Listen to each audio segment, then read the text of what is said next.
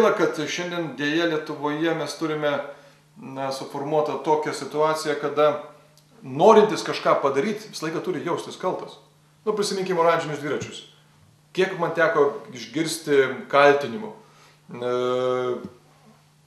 nors visuomenė buvo labai polarizuota. Tikrai didelė dalis palaikė, bet didelė dalis keikė. Nors pabrėšiu, tai projektas buvo finansuojamas iš rėmėjų lėšų, ne iš miesto. Tačiau vagys turėtų jaustis pagal logiką kaltais, kad jie pavogė, vandalai, kad jie sulaužė dviračius. Ne, visi kaltina mane, kam aš tą padariau. Ir tas primetamas aktyviam žmogui, dirbančiam žmogui kaltės jausmas yra šiaip jau tikrai žudantis. Aš manau, kad daugelį Lietuvoje šiandien aktyvių žmonių mes neturime.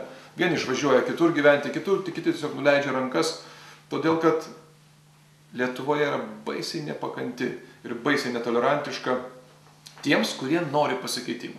Tiems, kurie nenori būti nebylūs ir pasyvūs. Prisiminkime net Justiną Marcinkevičių, kada jis atėjo į politiką ir bandė įnešti savo žinias, savo, sakykime, tą jausmą arba jautrumą, kurį jis turi kaip poetas ir rašytojas. Kas buvo? Jį įstūmė. Be abejo, Lietuvoje yra patarlė, savam krašte pranašu nebūsi.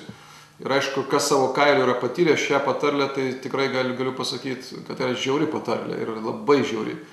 Ir manau, kad tai yra mūsų viena iš valstybės bėdų, kad mes negerbėme tų, kurie turi minčių, idėjų, kad mes nepalaikome to jaunimo arba tų žmonių, kurie tikrai pergyvena labai daug dėl savo krašto.